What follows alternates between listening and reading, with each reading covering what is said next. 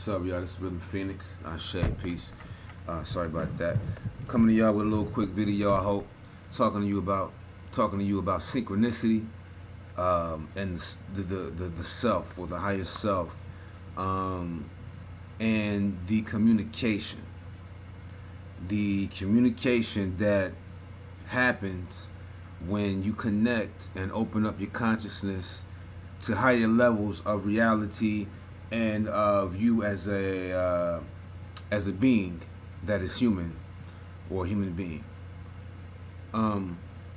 What I have up here right now is and what I'm gonna try to do is read what I want to read, and then talk about some things. But it's basically what we basically dealing with is what I have come to understand is this. I came into studying mythology a couple of years ago, maybe about, I don't know, 6 years ago. But off and on, before that, I was into mythology. And we all were and are into mythology. At the end of the day, movies are mythologies. If not, they are based off of ancient mythologies. Everything has mythologies in it, right? Everything is of a mythology. And mythology carries, we know now from the studies of Carl Jung, which I have the book right here in front of us called The Aeon, that, and such researchers as Carl Jung, scholars, that the mythologies around the world, all right, carry within them something that's more richer than the myth itself. It's like how they say the spiritual reality is covered by the physical reality.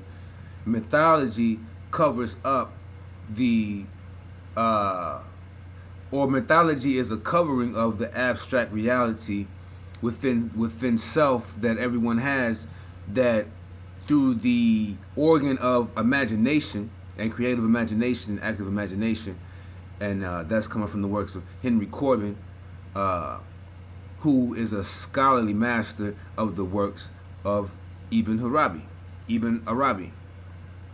which we're going to try to get into. And mythology is a covering. Even the Sufi has this situation. It's called I know one of them is called Batin or something like that. There's an esoteric and an exoteric. That's what that is.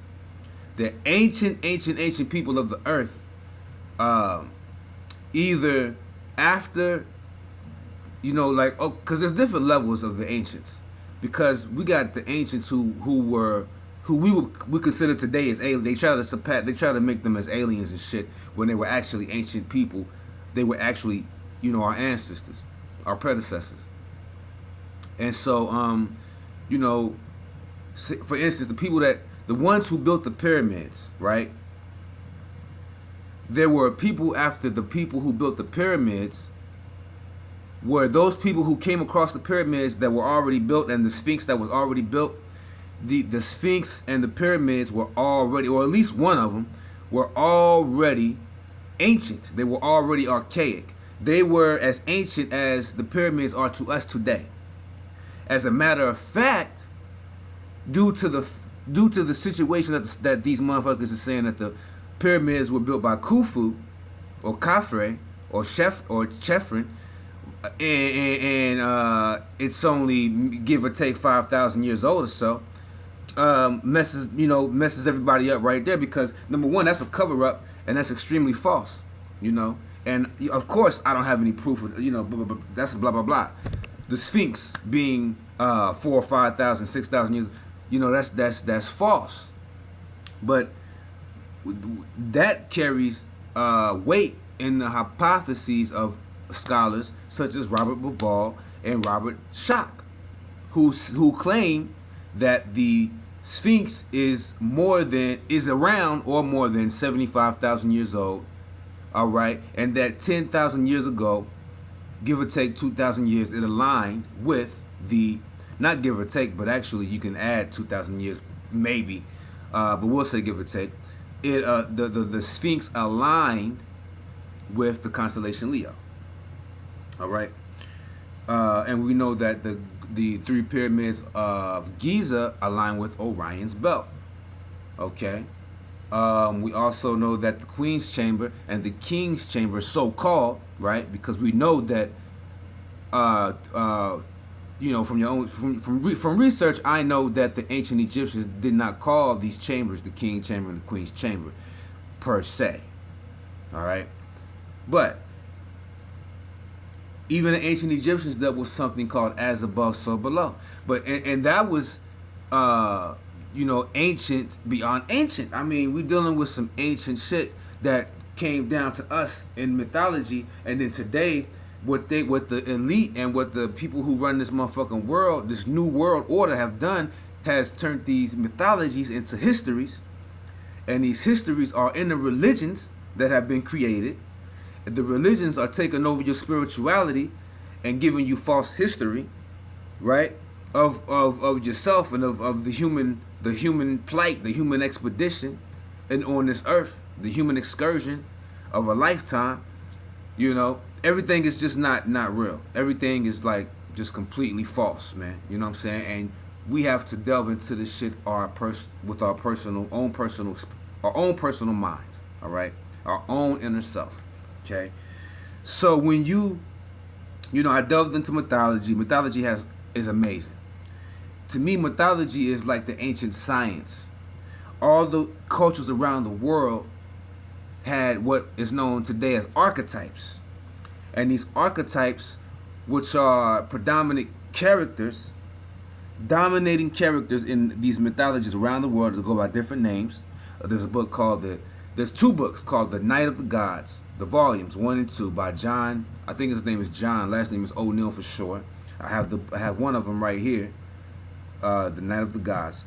So he breaks down to you how the gods relate to the symbology that is around the world of what looks like what we know of today as the obelisk, right? And the central axis of the earth, and how it all connects to the ancient astrology and cosmology, and how it all connects to the mythology, and then the spirituality. You can't say that it's within the mythology. It's hard to explain. You know what I'm saying? But Gerald Massey has a lot of information on that mythology and the spirituality, and how this shit all came from each other, or one came from the other, and that and this. But at the end of the day, like for instance today, how the 12 zodiac signs relate to the 12 tribes of Israel, to the 12 apostles, to the 12 months of the year.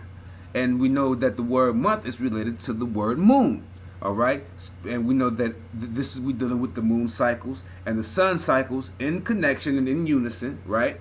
Yin and yang, creating what we call the months, the 31 days months. 2 months have 31 days, July and August. They fucked it up. It's called the Gregorian calendar.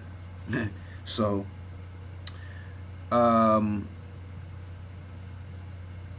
the situation is this: we have been disconnected from our own inner mythology.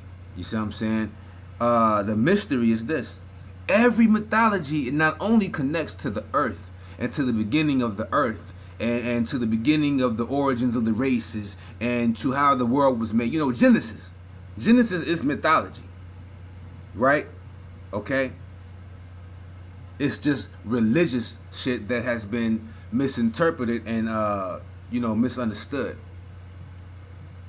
All of these aspects that connect to the stories of how the earth was created, how humans were created, how souls and spirits were created, the gods, all that. They all relate to to you as well. There's a microcosm and a macrocosm. The macrocosm is God.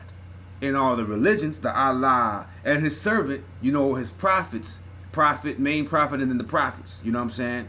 Like we got the 14 imams. That's Muhammad, Fatima, and then the 12 imam. We got the 12 apostles, and then we have Yeshua and Mary. There's a bunch of them because Mithra is in that. Just a whole bunch of different. I think even Gautama Buddha has some aspects in these symbologies, but I can't go into that right there. Right. So these stories and all this shit, for somehow, some way, brings out of the human being the actual truth of its inner origins and inner reality, inner self, the true essence of what is known as true reality, which is what you are. This world out here is what you make it. This world out here is exterior. You have an inner world that is actually worlds within worlds. You see what I'm saying? Universes within universes. You see? So, this chapter is called The Gnostic Symbols of the Self, all right? And we're going to read about it because what we're dealing with is Henri Corbin's concept, what he got from Ibn Arabi called the Tawil, right? The Tawil, okay? The Tawil deals with symbol and how symbol connects you to a true reality of it, and it connects you back to the source. So, and then this true reality is a part of who you are. It's like you are communicating with the true reality of your own self. That might be difficult for certain people to understand, though. You see what I'm saying? The Gnostic Symbols of the Self, chapter 13, page 287. Page 202 of the ebook. Let me see. Page 184 of the book. I want to try to read all the highlights. You see what I'm saying? Because it's a lot to go by. Because we're dealing with a lot of shit. He talks about, okay, since all cognition is akin to recognition, it should not come as a surprise to find what I have described as a gradual process of development had already been anticipated and more or less prefigured at the beginning of our era. We meet these images and ideas in Gnosticism, to which we must now give our attention. For Gnosticism was, in the main, a product of cultural assimilation and is therefore of the greatest interest in elucidating and defining the contents constellated by prophecies about the Redeemer, or by his appearance in history, or by the synchronicity of the archetype. The synchronicity of the archetype. It is my understanding and my thought and my thesis, my hypotheses, I think that's what I've been given through my videos, that this synchronicity is a form of language, is a form of communication, communion, commute with the higher self, or with the self, or with self, or the universal soul, out of the macrocosm. You know, however we can explain this. All right. So it gets real deep because this archetype is very important. All right, the archetype that he's referring to, this Redeemer that he's referring to, is the child of the Aeon, or the angel of the Aeon. Right, it is almost the caretaker of the divine aspects of the human of the human entity upon experience or of the 3D reality. It lies between the levels of heaven or spirit and matter. Because matter, the word Heil, where they get the word hell, Heil, hell, is matter, right? And remember that some of the Gnosticism is dealing with the ancient Greeks in the Hellenistic period, which goes back to ancient Thebes in the city of the sun called Anu, and the place of Anu was one of the first places that you get the information or the data of the book of Coming Forth by Day. It was called Heliopolis, or the city of the sun. And many cultures around the world, whether around this time or the time after the time before, but we would understand today that it was the time before. But I ain't gonna get into that, because we talking about Atlantis, Lemuria. You see what I'm saying? And then we talking about Indus Kush and India. I mean, China and all that came along with or after the ancient Kamites or the pyramid builders of ancient Egypt, Africa. But like one of the old archetypes of Nubia, ancient Nubia, was Apetamak. And Apetamak has a sculpture in, I think it's Merowe. I think it's in Nubia, right? It's in the Sudan, and he is half lion, half serpent. Okay. Now this is in relation to the constellation Leo. All right. This is the masculine aspect. Okay, and this is in relation to the god Mithra. All right. Not to say that Mithra is Leo, but when we look at Mithra and his story, we understand that Mithra represents a redeemer of an age within the constellation period known as the precession of the equinoxes. And just like Moses is telling you about the coming age of, is it Taurus or Aries?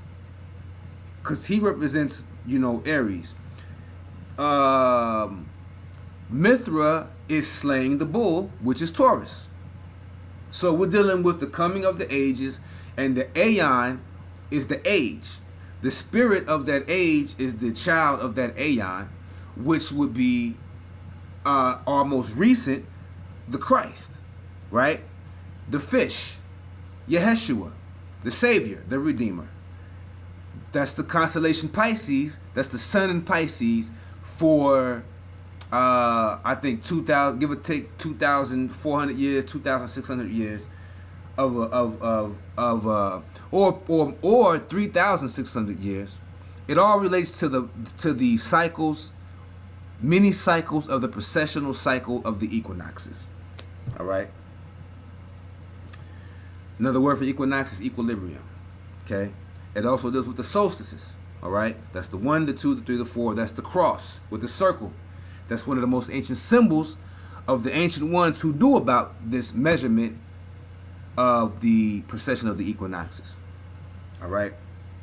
So this we dealing with the synchronicity of the archetype. So the synchronicity of the archetype is the language and the cosmic communicating platform, so to speak, of the archetype, which is the holy guardian angel of this divine era, speaking through us through our hermeneutic, is what they call it.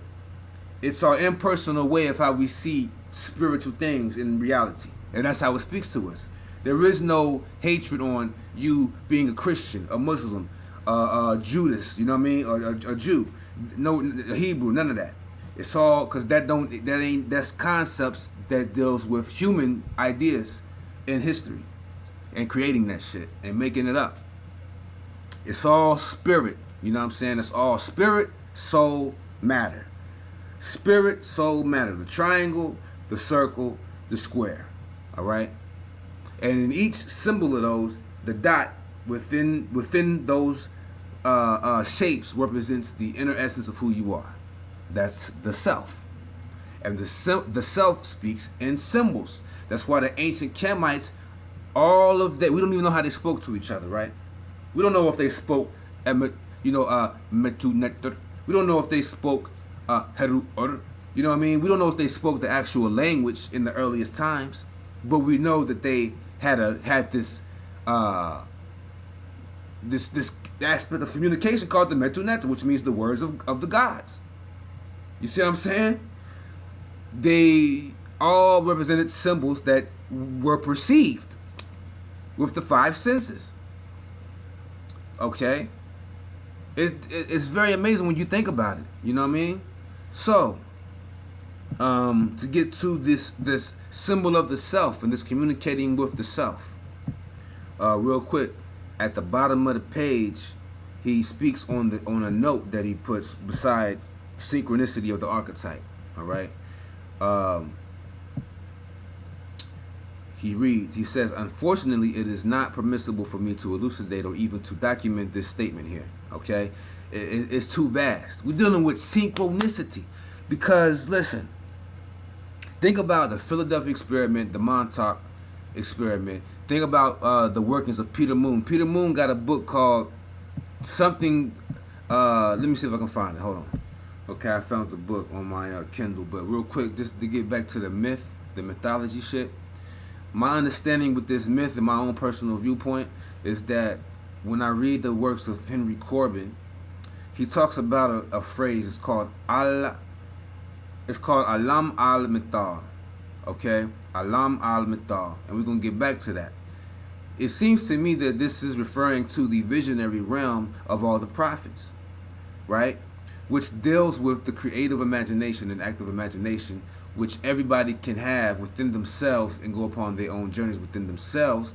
Because, like this map, this is the map of the inner self, right? The macrocosm of the symbol of Kabbalah, which is the Kabbalah tree. All right, it's called the tree. It's called the tree of life, right? But this is called Kabbalah. This is called Kabbalah. All right, or the tree of knowledge. You know what I'm saying? But you know, that's a whole other thing. I'm gonna just say right now, it's called the Kabbalah tree. All right.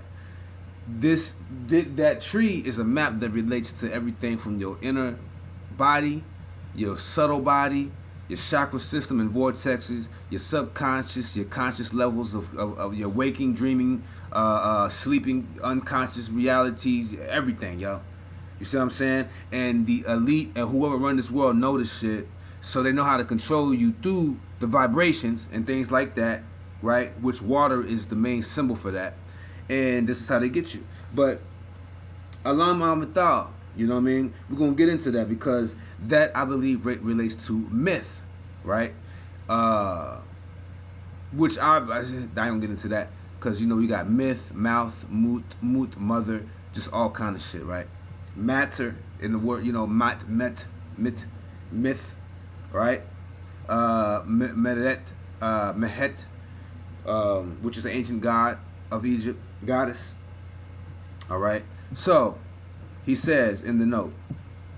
Oh, real quick. The title of the book is written by Peter Moon. All right, and it's called Synchronicity and the Seventh Seal.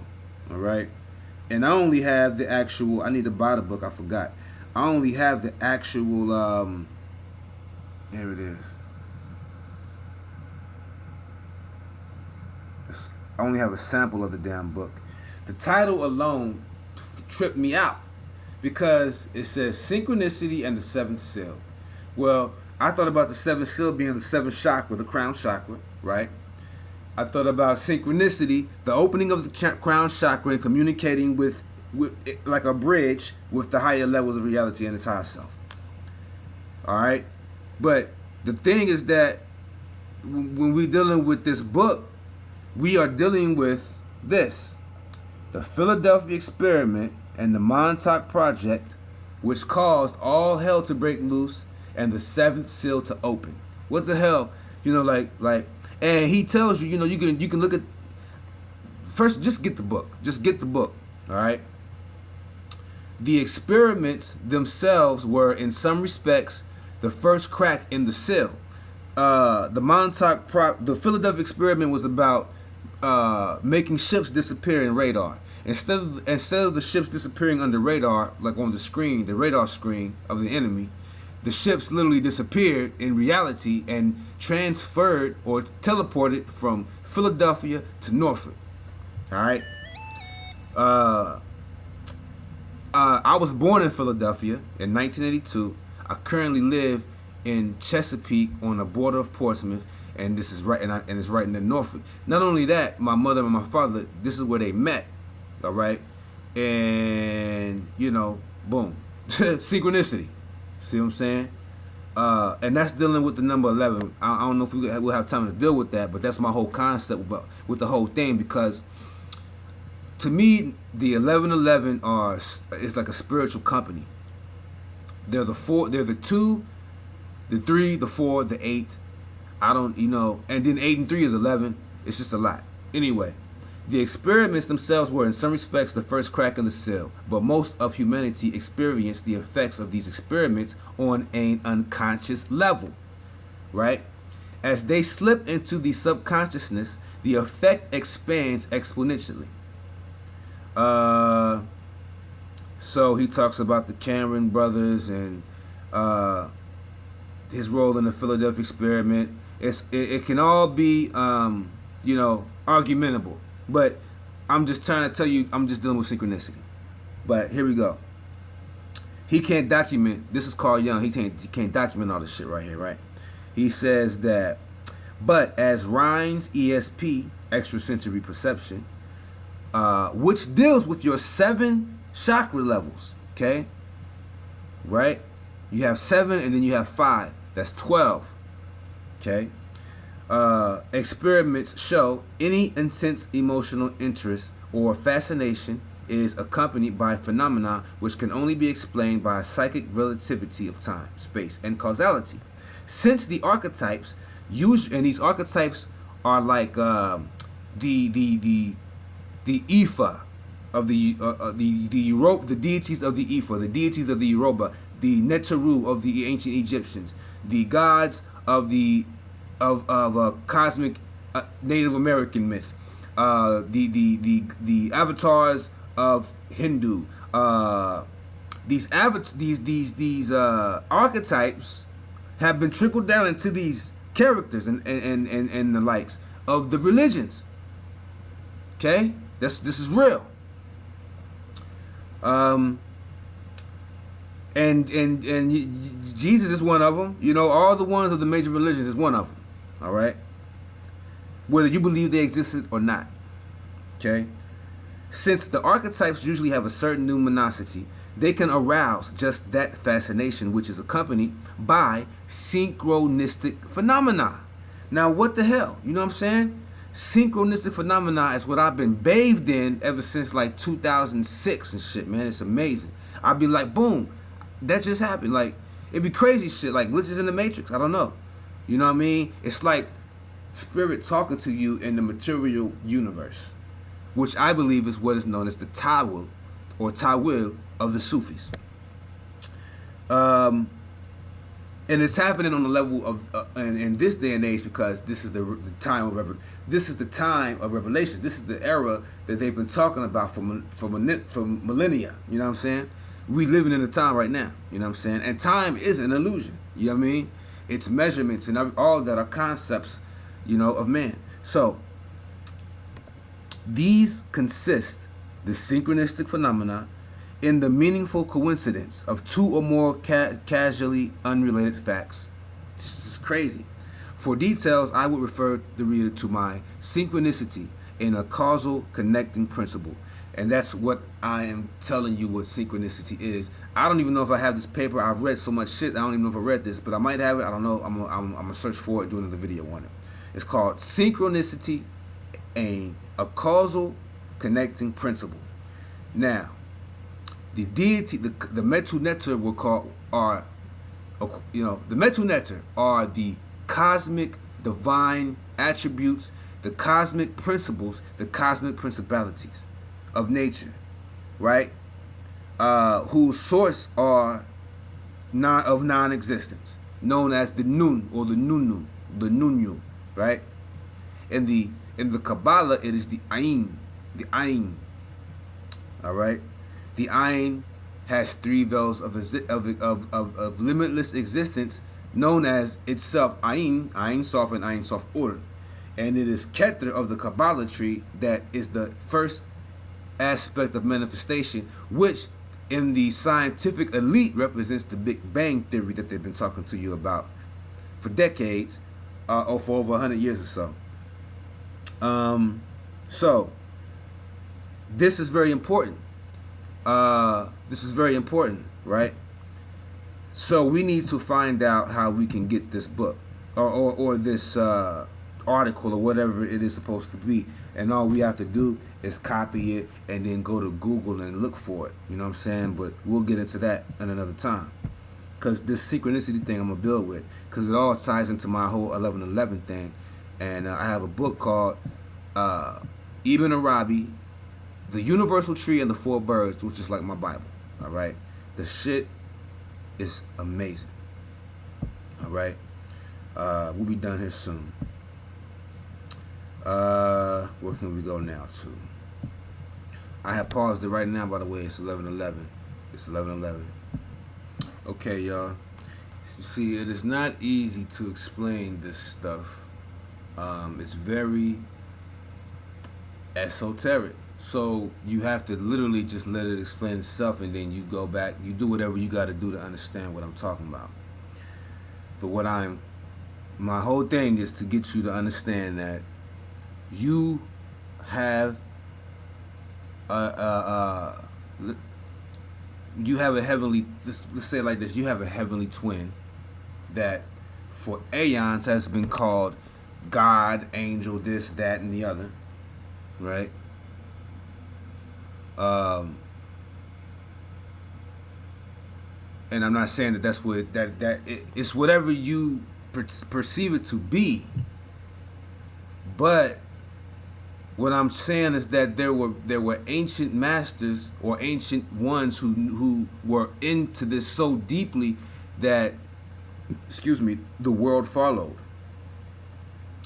And as the world followed and things spread it out and became what they became in the religions, things have been misunderstood and misconstrued. You see what I'm saying? And so we have to unwind ourselves, and we have to release ourselves from all that damn shit and all that tension, and open our minds and understand that we are more than what the outside world tells us we are. Okay? I got this book right here in my hand. This is the Man of Light and Iranian Sufism, one of my favorite books in the world.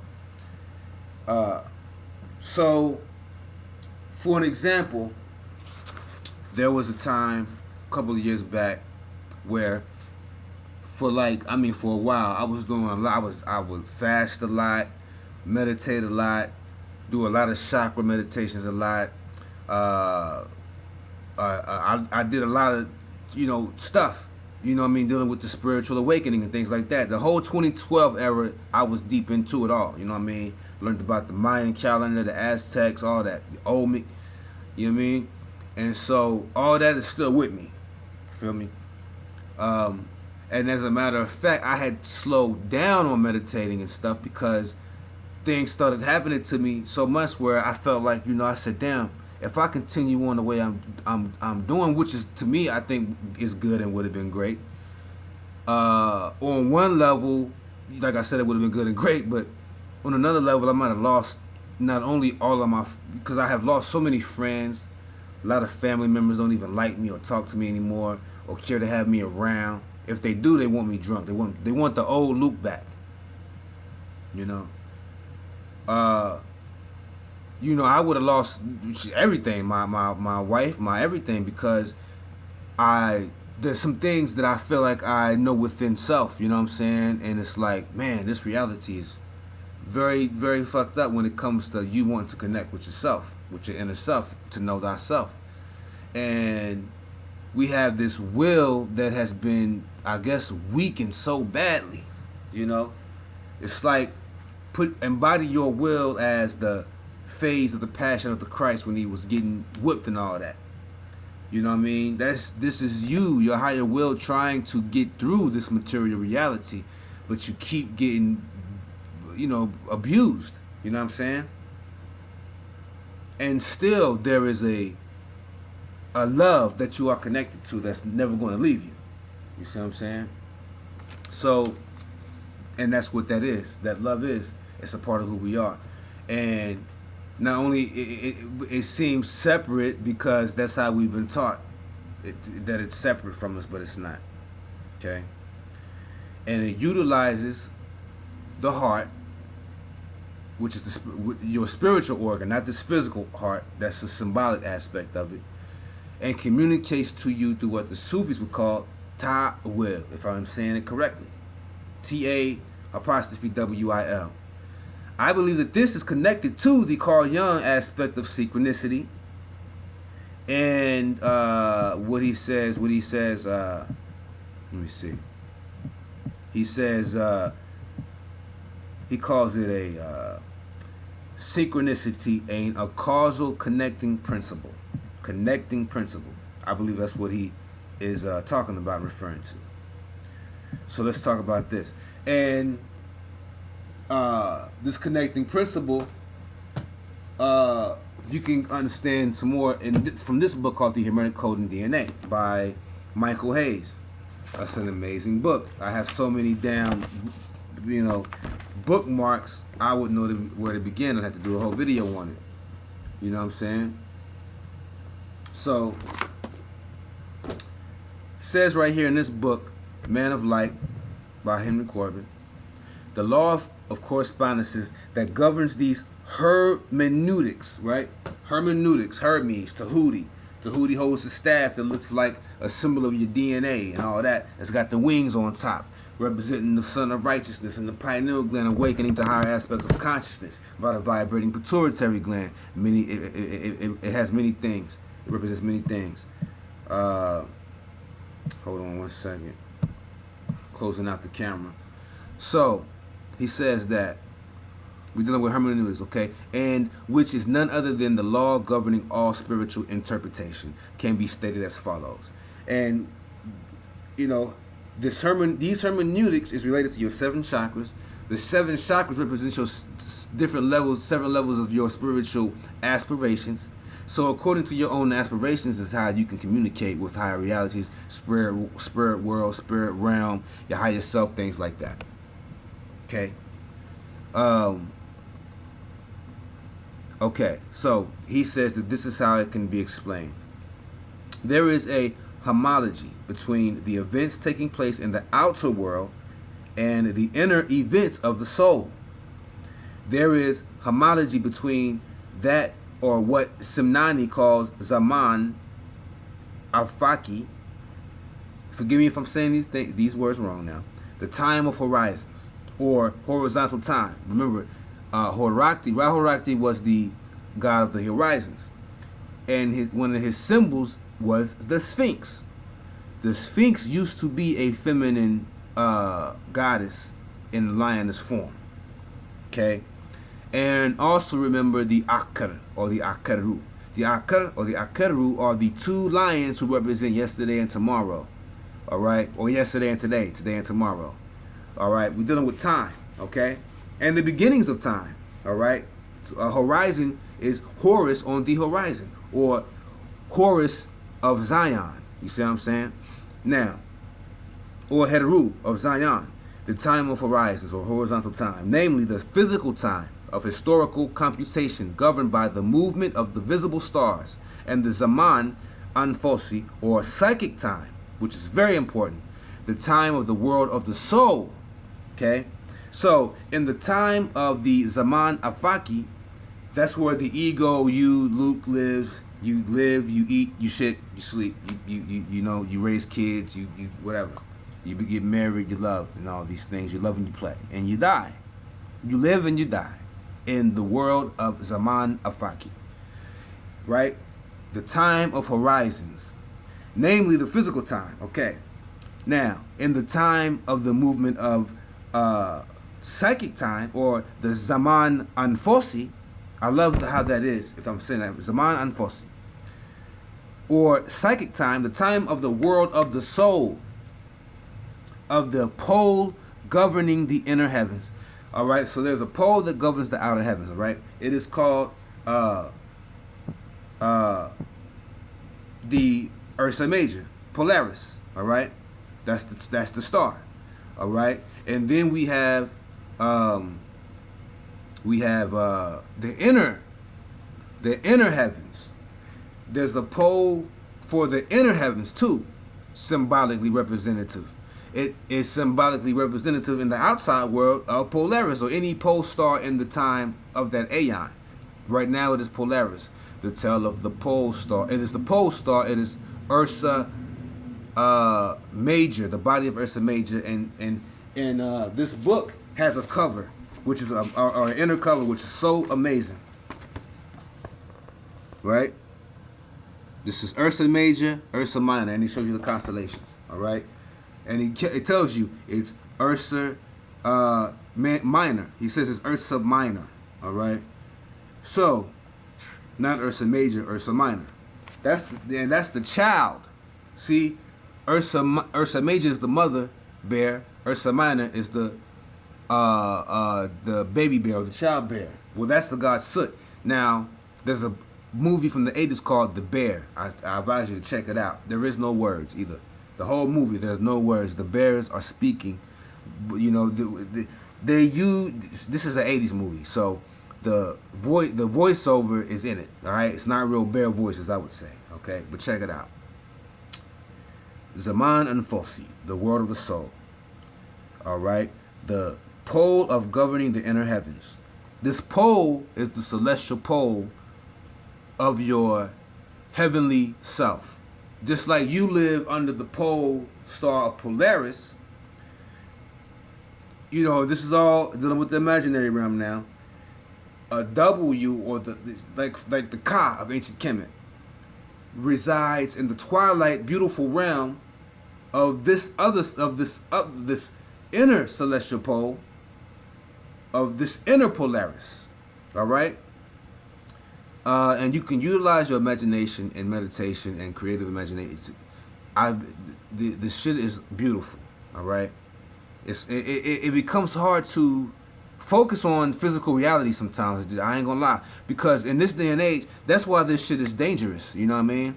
That's why it's dangerous. You have to really, really, you know, work on yourself before getting into this shit. You can't be, you know, all drunk off of liquor and shit like that. You know what I mean? You'll end up somewhere else. You know what I'm saying? This is about orienting your spirituality. It's called orientation. All right? When you come down on this earth and you are in the land of the darkness, you are disoriented. And you're going this and that which way. Which I believe is akin to going this and that which way on the tree, the paths of the tree. Because all the paths of the tree have guardians and things like that. And then there's another side of the tree, through Doth, and those paths have guardians or whatever. And on this side, they will tell you that this side has the angels and the other side has the demons. But there's some trickery going on. Because clearly we are slaves in this time, this horizontal time, linear time. We are slaves in this time. In spirit time, or in psychic time, which we are connected to through our minds and our imagination and our heart, we are extremely free. And that's why things such as spiritual systems and shit exist, because we are still connected to it, but we are veiled and it's trickled down. Like we live in murky waters. All right, that's what reality is, murky waters. So this is exactly why each outer fact can be led back. The literal meaning of the word ta'wil, used technically to describe spiritual exegesis, to the inner region corresponding to it. All right, the inner region corresponding to it. Now, what they have something in this work called the perfect human being. All right, it's in Arabi's book, the Universal Tree and the Four Birds. Can I find it? Let me see. All right, let's read some things about the perfect human being, who I believe is related to none other than Tahuti, or Thoth, the Jehuti An, who is Tahuti Anubis combined, but who was before that Sut Anup combined. All right, Sut not only represents the pole star, but it represents primordial matter. Carbon is matter, and is the building blocks of matter, of the atom. And Saturn, which is the symbol of carbon, is the planet for carbon, or it deals with astrology and, you know, things like that, astronomy, and the metals and the you know, all the minerals and shit like that. But Saturn is known as the black planet. All right, Saturn is called Bina or Bina on the Kabbalah Tree of Life. And there's a whole section in the Mystical Kabbalah book that we can get into in another video on that. All right. But the perfect human being, or excuse me, the perfect being whose existence is not known, the one who is sent from the two divine presences and the envoy of the two powers, he whose foundations are certain, whose possibility is discounted, and whose place is known, channel of subtle graces, reality of time, the reality of time, goal of faith, seat of mercy, subtlety of the moment, sultan of men and jinn, spirits, Jan, son of jinn, pupil of man's eye, beneficent giver, Abu al-Fawaris Sakr bi Sanan, master of the reins of generosity and eloquence. That name, the author, I believe, is saying that is an actual another name. It's a higher name for Ibn Arabi. It's Ibn Arabi's personal aspect of the perfect being within himself. I ask God to give him the most perfect and elevated ranks. Let me see here. Here's a good one. Mount Sinai, the land made safe. The most beautiful of constitutions, that is the perfect human being, who is created upon the divine form. The land made safe equals Mecca, at the heart of which is the cube of the Kaaba, draped in its black covering, all right?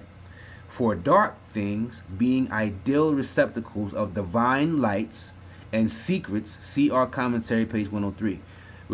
Think about the book Dark Light Consciousness by Edward Bruce Bynum, all right? Let's see. Relationship between the perfect human being and prime matter, page 96. Because the prime matter, I just told you, was dealing with Set or Sut Anup. Let's go. All right, here we go. Same book, Ibn Arabi, The Universal Tree and the Four Birds, page 96.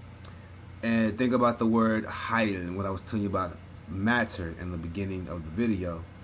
Hayula, or hayula, moreover, is not only associated with the cosmology and epistemology, but is also used in connection with the perfect human being. For example, Ibn Arabi tells the reader in his Fusus, be the hayula of all the doctrinal beliefs, meaning do not limit yourself to any particular face that God shows to the believers, for they are infinite. It is to this all encompassment that he refers when he says in what is perhaps the most memorable lines of verse, my heart has become capable of every form. It is a pasture for gazelles and a convent for Christian monks, and a temple for idols and the pilgrims' Kaaba and the tables of the Torah and the book of the Quran. In his diwan, the sheikh composed a poem to the Ankh, which we give here in full as it expresses, so we'll All right, and the Ankh, this is the bird that he's referring to in this book. One of the four birds of the universal tree. It's fucking amazing. It's 1111. The Ankh is one of those birds, and he is she represents an aspect of primal matter. All right, primal matter is also in the connection of the Dogon's respect of the star Sirius, or at least Potolo. All right, I think that would be Sirius B. We'd have to do that in another video. Okay, so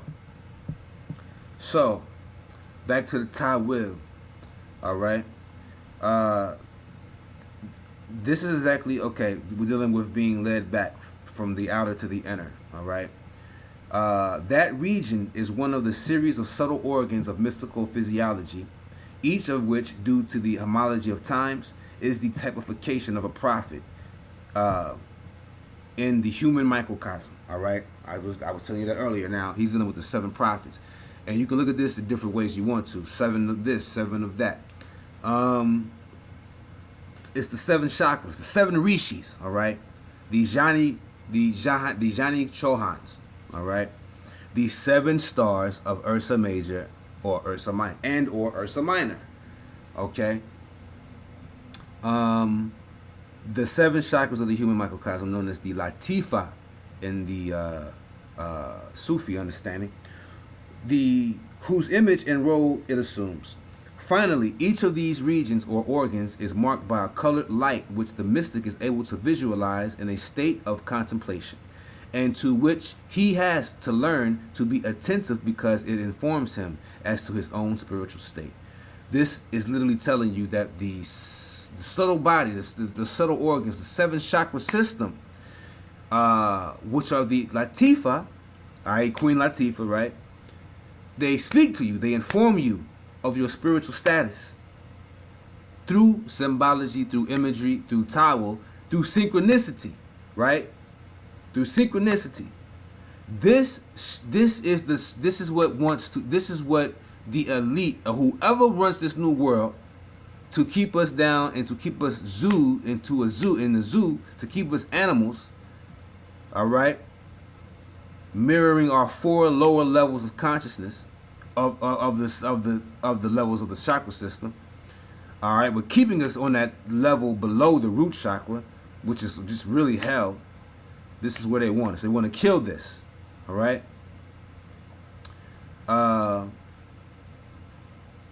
The colored light you can call the rainbow system, or Roy G. Biv: red, orange, yellow, blue, indigo, violet. Okay, that's the rainbow bridge. That's the Shinvat bridge. That is the aspect of the perfect human being. That is the connection to it. That is the bridge waypoint. That is the bridge. All right. So when I told you in the last video of how they want to perverse this, make this so perverse that they have literally turned the lingam of Shiva to mean none other than the penis itself and nothing else, and to keep you in tune to sexual tantric energy by teaching you the shit through the dances, through the music, through media, through movies and everything else, and keeping you at a lower state.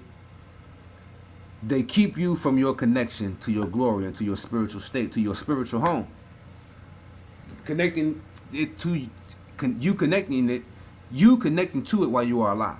All right. All right. So it marks the visual. It gives you your spiritual state. The first of these subtle organs, or envelopes or centers, is called the subtle bodily organ, the mode. All right. Unlike the physical human body, it is constituted by direct influx emanating from the sphere of spheres, the soul of the world, without passing through the other spheres, or of the planets, or of the elements. All right. It's also is in relation to your aura. All right. It's in relation to your aura, and your aura is in relation to the aurora borealis, I think it's called. The northern lights, okay? The northern lights have an inner towel, or an inner connectedness to your inner heavenly state, your inner spiritual state, your inner heavens. See, that's what he getting to. You see what I'm saying? Now right here he says that, let's see, right here. Ibn Arabi finds an esoteric meaning with the structure of this command. Although it is written with only two letters, the kaf and the nun, all right, the nun, remember that, the wa lies hidden within, appearing only as the short vowel dhamma, pronounced u or you. The seemingly polarity of the real and creation is bridged by a third thing, all right, the linking letter wa, or way. I believe that this WAW has a connection to way, because way has a connection to path, and Yeshua also has a connection to the word way. It's it's crazy, you know what I mean? It also has affinity with the aspect of what is known as the way station. The way station is the place between life and death, like the judgment scene. It is the place of judgment. It is the book. It is the cover of the book of Coming Forth by Day. It is where Tahuti and Anup weigh the heart with the against the feather, and the feather, I believe, is what is a spiritual symbol of the esoteric heart as well, known as Shu. Shu, as in Yeshua, the chakra symbol for him is the heart. All right? Yeshua, Shu. Shu is what you put on your feet. You use the feet to walk the path. The path is the spiritual path. The spiritual path is the way to orient yourself. So what he called in between, this way, in between the Kaf and the Nun, he says it lies hidden within. All right? And then the you is the you. You is you. You see what I'm saying? All right, so this third thing, the linking letter Y, which represents the perfect human being. Okay? This perfect human being thus serves as an isthmus or an isthmus. Isthmus or barzakh, partaking of both sides of creation and a whole, meaning it has a connection to the cosmic and a connection to the divine, yet preserving the tension inherent in them. Okay, this section is called the Qani in the book Ibn Arabi, The Universal Tree of the Four Birds. Okay, so I'm going to leave you today as part one on this note, because I can go on and on and on about this. I want you to read the book Man of Light and Iranian Sufism by Henri Corbin. It will change your life. It will change the way you think about things, all right? And know that this Wa or Woe or W-A-W in the understanding of the Sufis is the same as the V-A-U or V-A-W, have the Vau, I hate Vau, hey, of the Hebrew letters. And we can read about that letter in the Hebrew lexicon and in the Hebrew Kabbalah, Jewish Kabbalah as well. And we will get a connection to this hidden within, right? Because it's all connected, all right? So he says that the linking letter, the letter, Wow, which represents the perfect human being, all right? This perfect human being serves as an isthmus or a bridgeway or an intermediate point, okay, between the creation and the divine, or the cosmic reality and the divine reality, which is the real hidden reality. This is your higher self. This is the one that is within you, speaking to you all the time. And this is the one that has the light within you that shows you images within yourself. Okay, and don't just deal with you when you do it. When you use it for your own personal gain, you create fantasies. But when it is used by your own inner self, and it's like unbeknownst to you, that is where you get the aha moments, the great creative moments, the genius moments. The where did I get that from moment? Wow, let me put this here. Let me write that down. You know, put it into reality. You see what I'm saying? And that's what they harness. That's what the elite harness from you. It's like vampire shit. They suck it out of you every day of your life. On every level, everybody on the planet is susceptible to this shit because they have created a grid that we can't understand. It's on a magnitude scale. All right? So let's wake up, y'all. Let's get it on. Let's get it in. We're going to connect. We're going to understand what Henri Corbin was getting into. All right? We're going to get into the book Alone with Alone as well. We're going to connect all of this with the phrase that he says in The Man of Light in Iranian Sufism in the beginning of the damn book. The book is fucking amazing. This is a forward, all right? Page V, all right? V as in vol. I don't hate vault, hey, right? This vol is the wall, all right? The W-A-W that he's referring to, that lies in between the kaf and the nun, all right? Which means to be, to create, to bring into existence.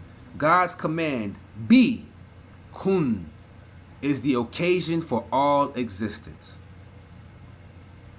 Kwani is an adjective derived from the verbal noun kon, cosmos, creation. All right? It can also refer to the individual creature. Okay? Remember the symbol I showed you, the obelisk. It refers to the creation of the cosmos, the macrocosm, and it refers to the creation of the earth and the microcosm, y'all.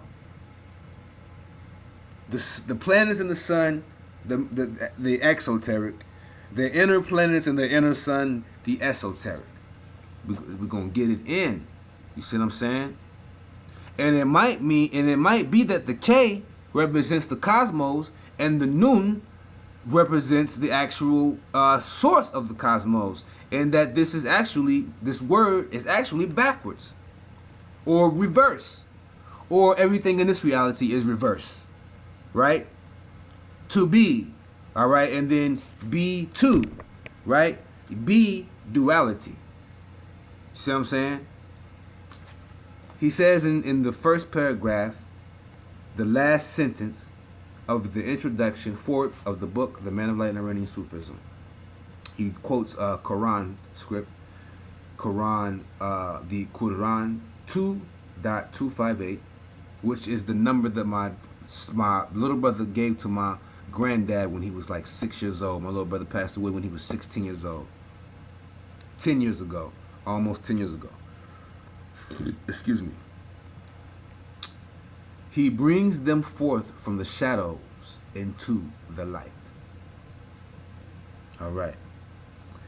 I'm going to just read the whole paragraph to you and then tell you the last sentence. Anyone who has been moved by the supernal glory of the moment when the sun emerges from the eastern horizon has an inkling of the spirituality of light.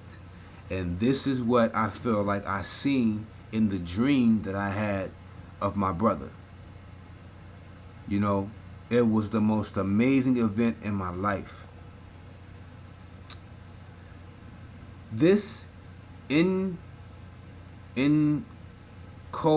I don't know how you say that word, this inchoate experience of the community of the luminous and the numinous is the point of departure for the wisdom of illumination formulated by Shihabuddin Yahya Survavardi, the great reviver of Hermetic Gnosis in Islam, who suffered a martyr's death in 12th C. Syria. He died very young, y'all. He died very young.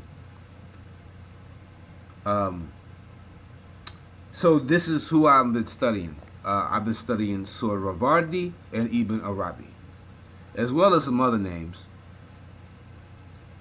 This is the sentence, and I'm going to leave.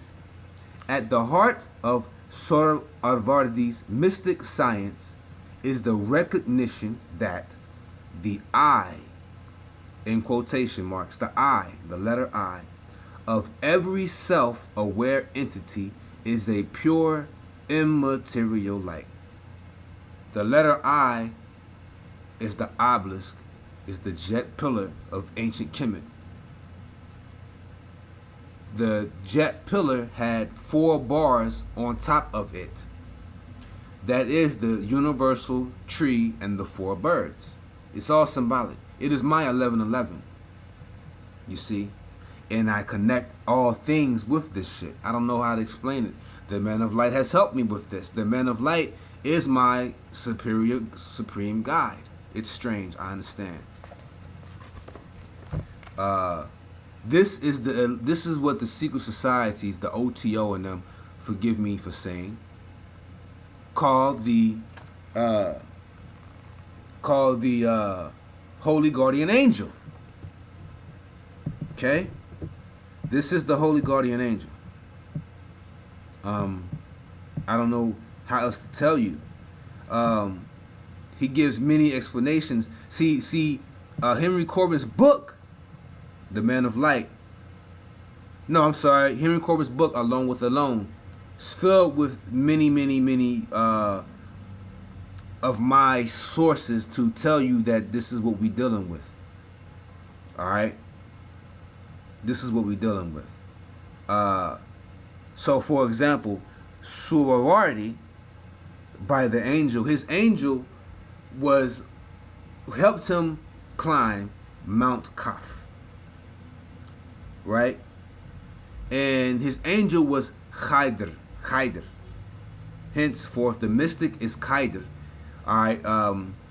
The mystic has attained the Qadr of his being, is what it says, right? It is an archetype.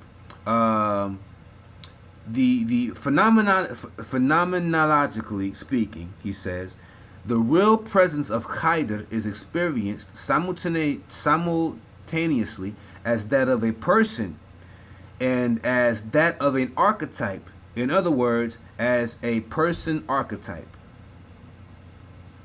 All right.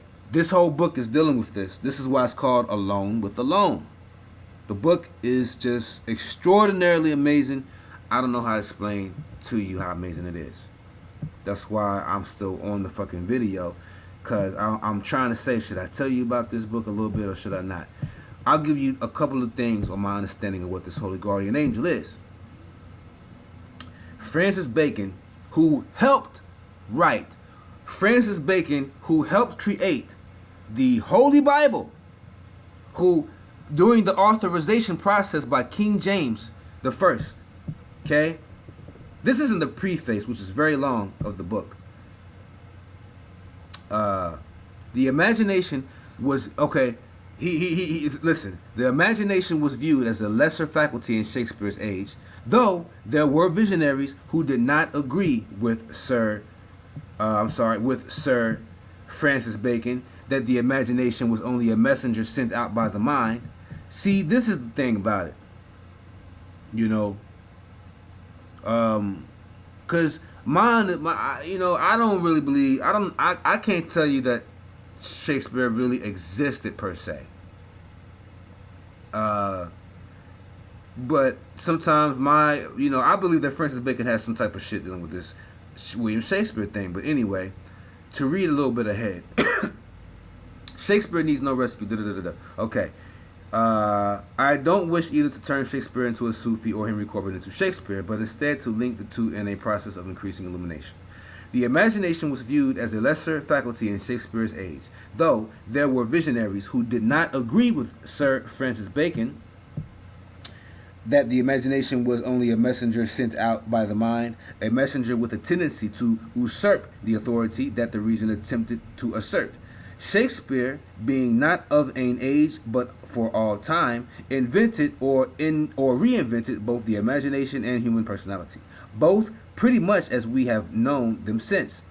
Let me see. No need to read on to that there. Let me see. I was trying to get you to understand, get you to get on the Holy Guardian Angel, but I don't see it there. Let me see. The angel is not a simple messenger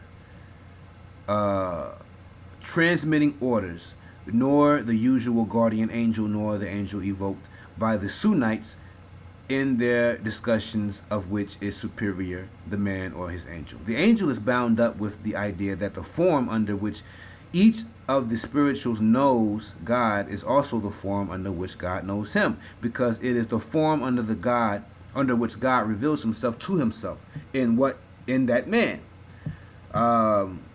It's crazy. Okay, he says that the Holy Guardian Angel is the Gabriel of your being.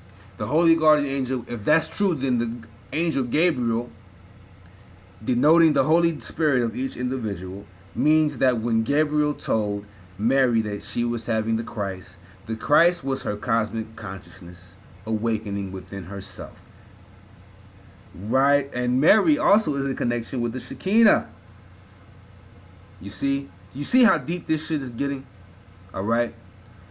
The Mazdian Dana, the commentators identify it with the angel Gabriel, denoting the Holy Spirit of each individual. The Holy Spirit of each individual is the Holy Guardian Angel of each individual. That's what we're going to get into. That's the perfect human being of each individual. That's what we're going to get into in the next videos. All right? A great Iranian mystic of the 14th century, Allah Udawla Samnani, that's the other one I was telling you about, Samnani, was to speak in similar terms of the invisible master, the Gabriel of your being. His esoteric exegesis, his ta'wil, carries the figures of Quranic revelation to a sevenfold depth. To attain to the Gabriel of your being is to pass successively through the 7 esoteric levels and to be reunited with the spirit which guides and initiates the 7 prophets of your being. This striving is also designated as Jacob's contest with the angel, which was so interpreted in the symbolic exegesis of the Jewish mystic Joseph ben Judah. The intellect of soul struggling to be united with the angel, with the active intelligence until the rising of the light, Ishraq, at which time the soul emerges, delivered from the darkness that imprisoned it. Thus, no doubt, we should speak not of a combat with that is against the angel, but of a combat for the angel. For the angel, in turn, needs the response of a soul if his being is to become what it has to be. That's all I'm going to read right now, y'all, because it's going to get real deep, okay? This means that the one below, which is you, is praying to the one above, which is the self, which is the holy guardian angel, which is like your heavenly twin nudging at you. You know what I mean? It's trying to get, that's the wake-up call. And so the wake-up call for me was the 1111 time prompt. There's a book that came out called the 1111 time prompt mechanism. I don't even know. And so it was called 1111 the time prompt phenomenon. I didn't know it existed until after the 1111 came to me. All right, and presented themselves. You see what I'm saying? If I may say so. That's what we're going to get into. All right? This is Rhythm Phoenix. Ashe.